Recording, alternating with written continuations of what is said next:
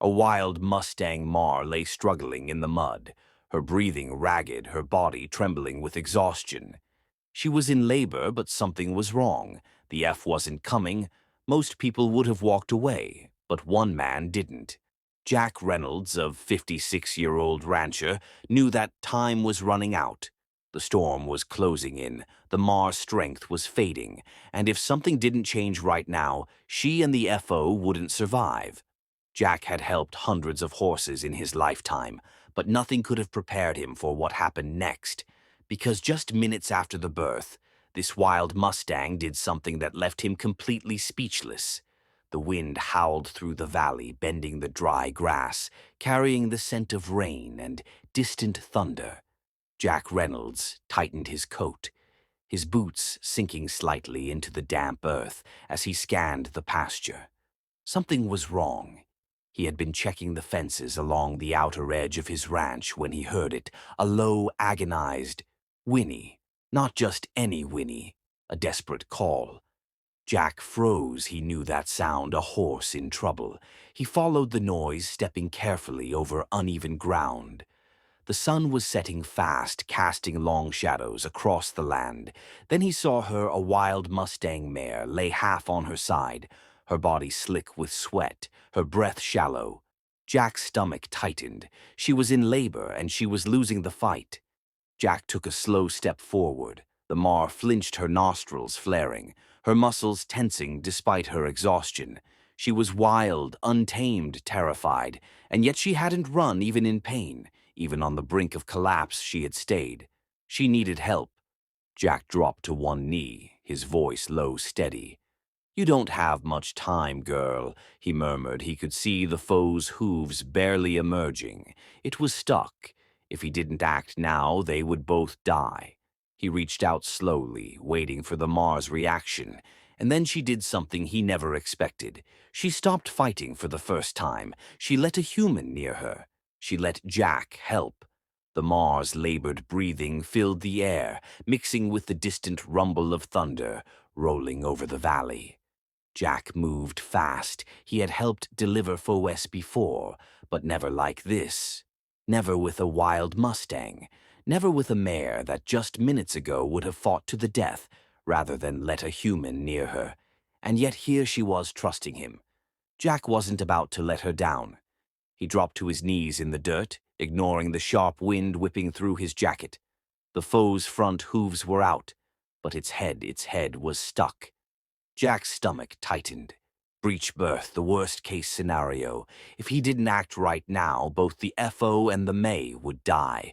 The May let out a shuddering groan, her body convulsing in effort she was too weak to push anymore. Jack took a breath, and then he reached in his rough, weathered hands wrapped around the foe's slick, fragile legs.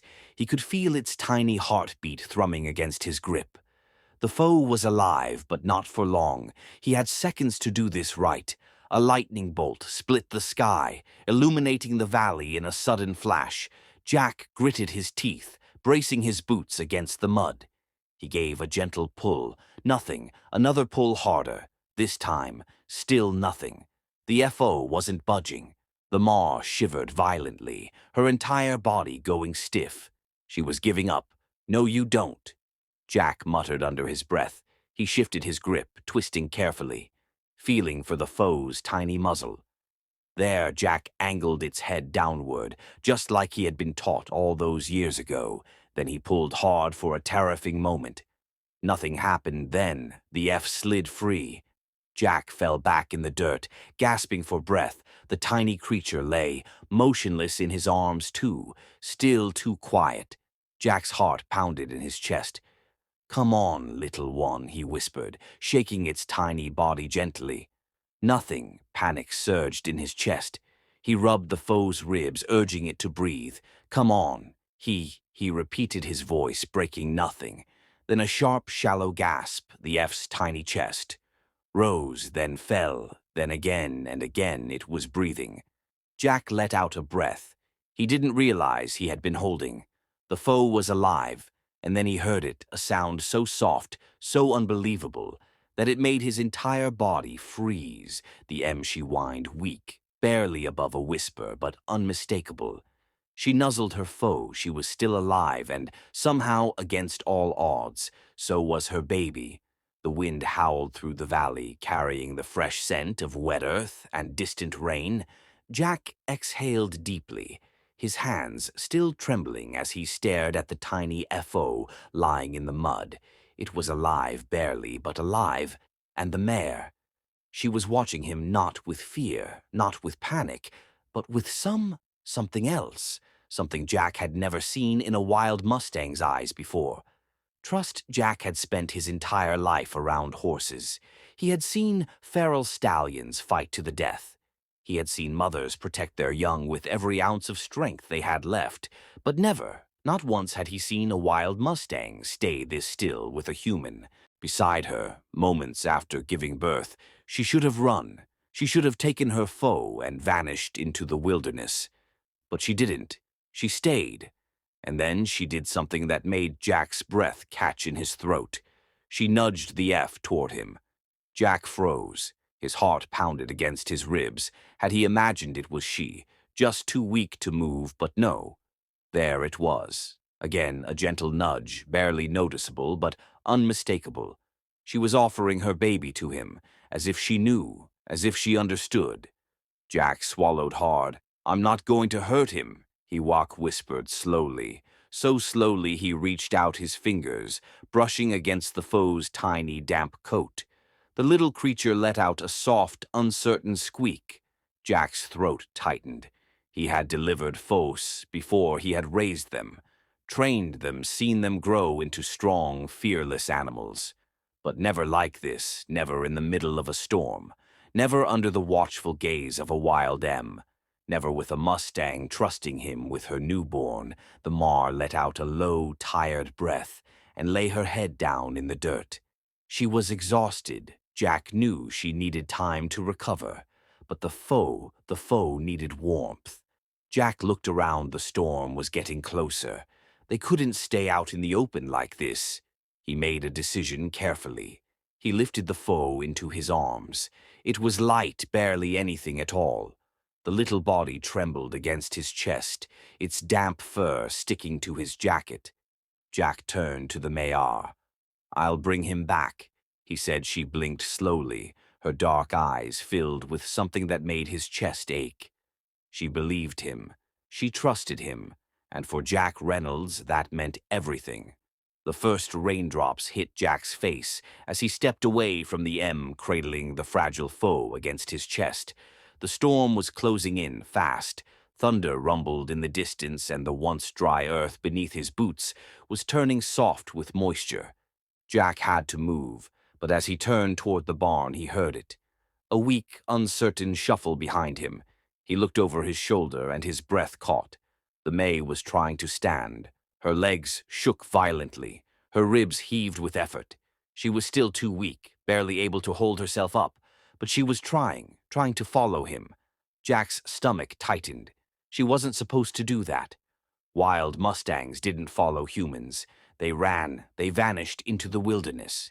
Yet here she was, refusing to let her foe be taken away, even by the man who saved him. Jack exhaled sharply. He had to get the F to safety before the storm hit full force. But what about the May? Could she even make it to the barn? Did she trust him enough to follow? Jack looked down at the foe in his arms. The tiny creature was barely breathing, its body still damp from birth, its legs curled up against his chest. He didn't have time to hesitate. "Come on, girl," he murmured. Stepping forward, he didn't look back. Didn't check to see if she was moving. He just walked, praying. She would follow. The rain pounded harder, turning the ground into a slick mess of mud and water. Jack pushed forward his boots, sinking into the earth. Then he heard it, soft, unsteady hoofbeats following him. Jack's throat tightened. She was coming. She was trusting him. Step by painful step, she followed the man who had saved her baby. By the time they reached the barn, Jack was soaked through his arms, burned from carrying the foe, but they had made it. He set the tiny creature down on a bed of dry hay, covering it with a thick blanket. Then he turned just in time to see the Mare stagger through the open barn doors. She was shaking her legs, barely holding her weight, but she didn't stop. She moved past Jack, ignoring him completely, and lowered herself beside her. Jack stood there watching the two of them for the first time in his entire life. He felt something deep in his chest, something rare, a connection, a moment of pure, unspoken understanding.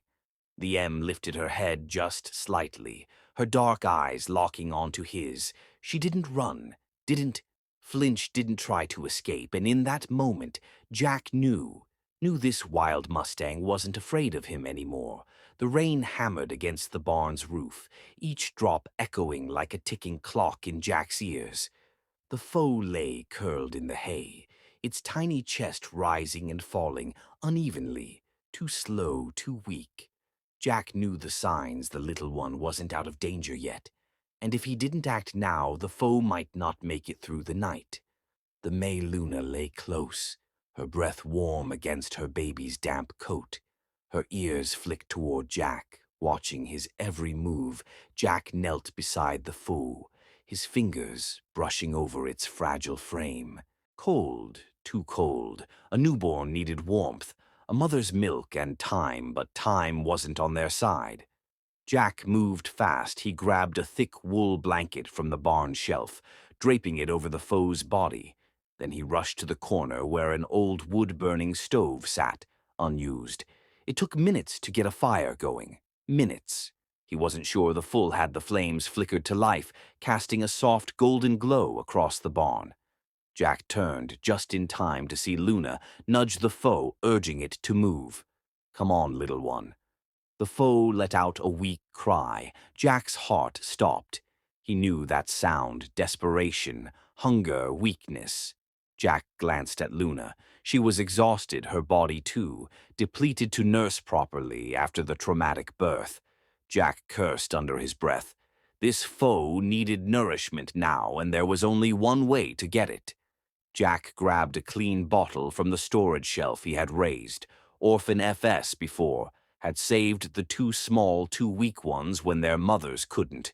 But this wasn't an orphan. This was a wild Mustang's baby, and Jack had no idea if Luna would let him anywhere near it. He approached slowly, holding out the bottle filled with warm Mare's milk replacer. Luna's ears pinned back. Jack froze. He had come too far to ruin this trust. Now he dropped to his knees, his voice soft, steady. "I ain't taking your baby," he murmured. Luna watched him. Her dark eyes flicked from him to the full, then back again. Then the moment that changed everything. She lifted her head, not in fear, not in aggression, but in acceptance. Jack slowly reached out, tilting the bottle toward the foe's lips for a second. Nothing happened then, a tiny trembling suckle, and then another. Jack let out a shaky breath. The FO was drinking, he was going to live, and for the first time that night Jack truly believed it. The storm had passed, leaving behind the crisp scent of damp earth and a sky filled with soft morning light. Inside the barn, Jack barely moved. He sat on the ground, his back against a wooden post, the empty milk bottle still in his hands. He had fed every drop to the full, and now the little one was stirring. Luna, the wild Mustang. Mother lay beside her baby, her body finally at rest. She was still exhausted, her breath slow, but her dark eyes never left her full. The tiny creature, now stronger than the night before, shifted slightly in the hay. Jack held his breath, then the foe wobbled. Its tiny legs twitched, struggling to push against the ground. Jack's fingers tightened around the bottle. "Come on, little one," he whispered. The foe tried again. Its knees buckled. Its body trembled, barely able to hold itself up. Luna let out a soft, encouraging nicker. Jack exhaled slowly. This was the moment, the first step. The foe let out a small, determined squeal. Then it pushed up one leg, then another. Jack leaned forward, barely breathing for a moment. The foe stood wobbly, unsteady. But standing, Jack felt something tighten in his chest. He had seen a Hund feast, take their first steps before, but never like this. Never one that had fought this hard to survive. Luna stretched her neck forward, her muzzle gently nudging her baby's side. Jack stayed perfectly still. This was their moment. The foe, still shaking, took its first, tiny, careful step toward its mother. Then another and another. Jack blinked hard. The little one was walking. He had made it, and somehow Jack had been part of it. The barn door was still slightly open, allowing the morning light to spill across the hay-covered floor. Luna turned her head toward it. Jack saw it instantly. The instinct, the pull. She was wild, and now that her foe was strong enough, she would leave Jack swallowed hard. He had known this was coming. He had prepared for it, but now watching them stand together, watching what they had fought to survive, he wasn't ready, not yet. The morning light poured through the barn door, casting a golden glow over the scene. Jack stood motionless, watching as Luna took slow, deliberate steps toward the open doorway. Her foe Hope followed closely behind his tiny legs, still wobbly but stronger than before. This was it. They were leaving, and Jack had no right to stop them. Luna paused just at the threshold. The world outside was vast, endless, the open range, the only home she had ever known. Jack felt his chest tighten. He had spent his whole life around horses, trained them, rode them, understood them. But this was different. He had fought alongside them, had earned their trust not by force, not by breaking their spirit, but by simply being there, by listening, by helping. And now she was walking away. Jack swallowed hard. Maybe that was how it was meant to be. Maybe some things weren't meant to be kept. Maybe some bonds were never meant to last. Then Luna stopped right at the edge of the open door. She turned her head just slightly, her dark eyes locking onto his. Jack's breath hit